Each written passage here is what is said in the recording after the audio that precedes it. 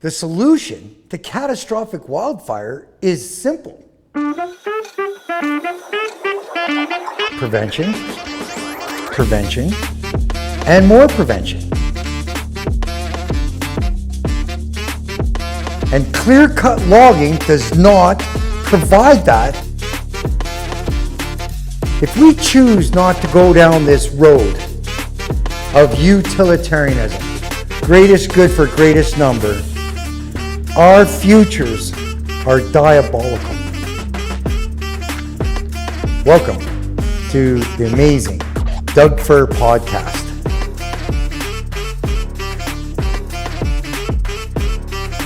A true environmental guru. All right.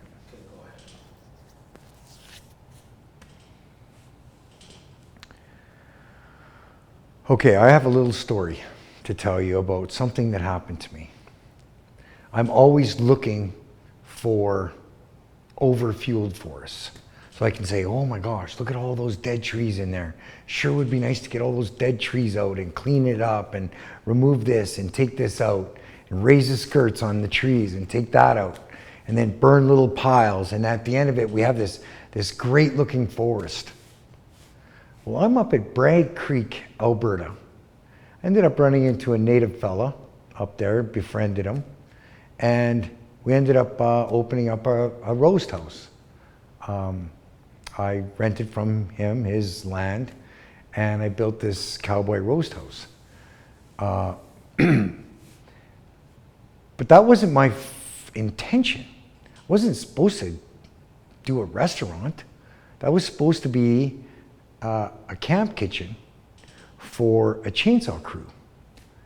And just to give you kind of a heads up on where I'm going with this, if you go to Google Earth and you open it up to satellite, you'll see that between Bragg Creek and Calgary, there's the head of a dragon.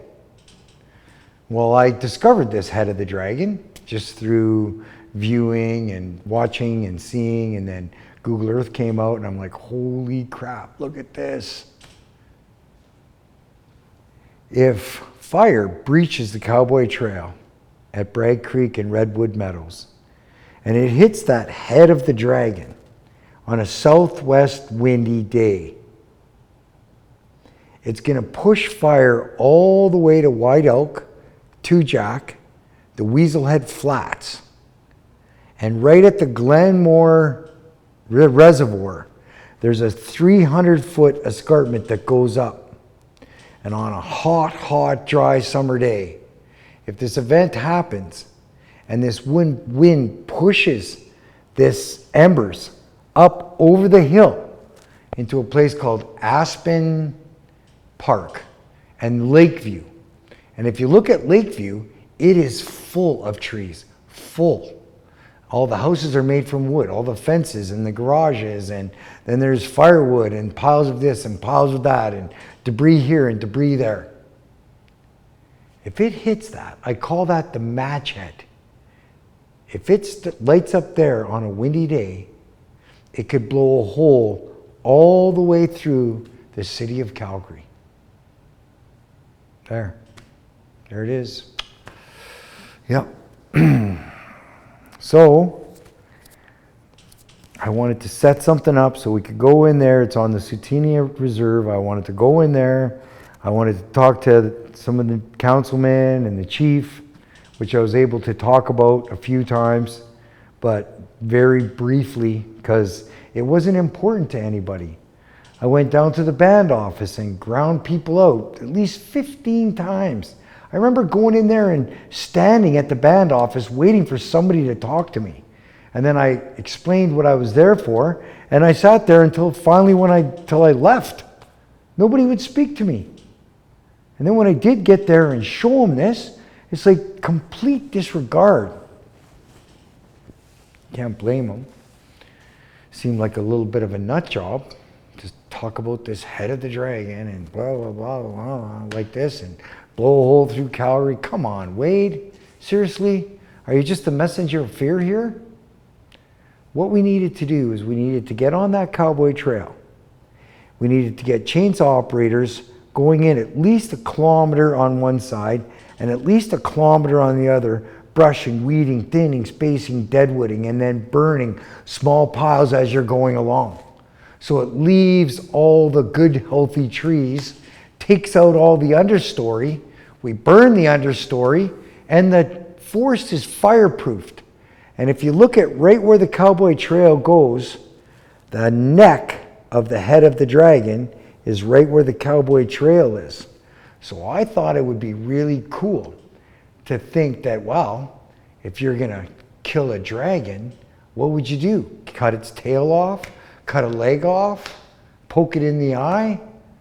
No, you'd wanna cut the head of the dragon off.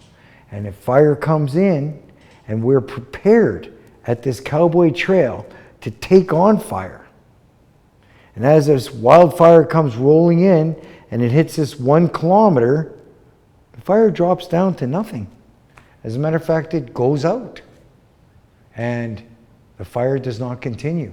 This is an emergency plan I had set up for Calgary. It took 8 years to piece it all together. I got zero cooperation from the MPs, the MLAs, town councils. I went to fire smart meetings galore. I went to people's offices. I talked to citizens. I talked to influential citizens. I wasted a lot of time and a lot of money on it. I opened up the Cowboy Roast House. I started cooking this cowboy meal, which is amazing. I was doing bison brisket. We had fresh baked bread. We had this whole cowboy meal set up.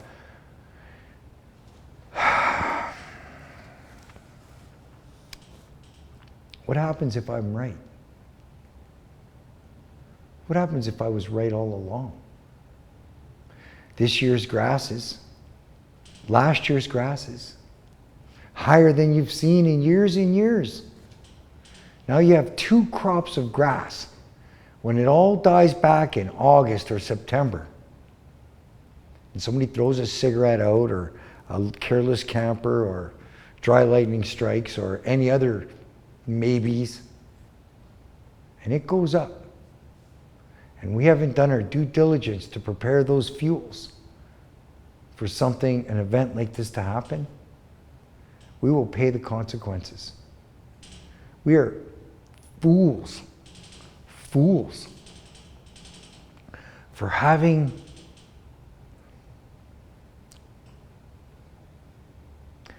not being prepared, for not investigating our environments to see what could threaten us.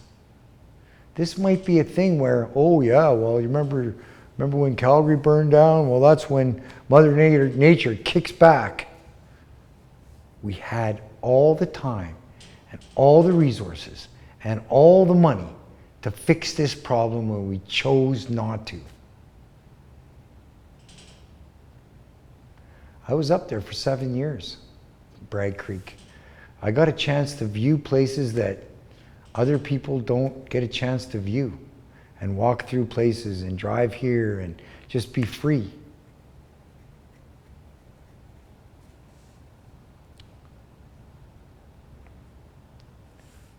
This is a big deal. The head of the dragon is going to burn Calgary to the ground. And all we have to do is the prevention. I've done the viewing around Anderson Road and Southland.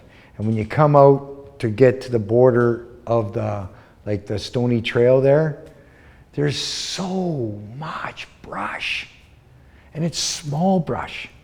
So if a catastrophic wildfire comes in, the heat from that will just dry up those trees. And then when fire hits it, it'll just be insane. I've seen Aspen, literally in the dead of summer, burn right to, over a period of overnight, burn right to a fine dust.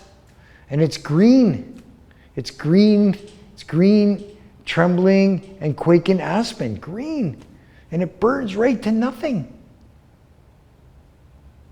fuel load is enormous. And if not corrected, we will pay the price. And you look at, let's say, an evacuation of Calgary. Well, you know, all the cul-de-sacs and all the whip-de-doos and all these different communities and how they come together with the traffic, and all you're going to need is a few people running out of fuel, and it's going to clog the whole system up. Imagine somebody running out of, a bunch of people running out of fuel on the Deerfoot or the Stony. We need to prepare. I think it's really an important priority to prepare for something like this. Get back in there. Get the natives straightened out. Get the white people straightened out. Get Bragg Creek straightened out. Get Redwood Meadows on board and just pound the neck of the head of the dragon. Correct this problem. Just correct it. I know what needs to come out. We'll get some boreal forest scientists to tell us what we need to come out. But I'll go in there and ribbon everything I think should come out, and then we'll let the boreal forest scientists decide whether I ribboned right. And if I'm right, then let's keep moving forward. Bragg Creek is the second most fire volatile place in North America. That's where the head of the dragon starts. And then it goes straight to Calgary.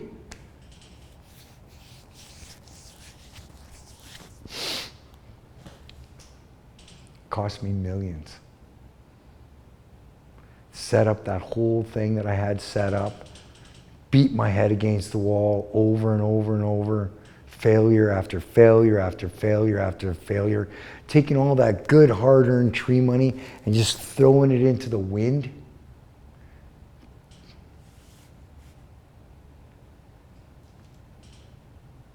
His name is Cthulhu.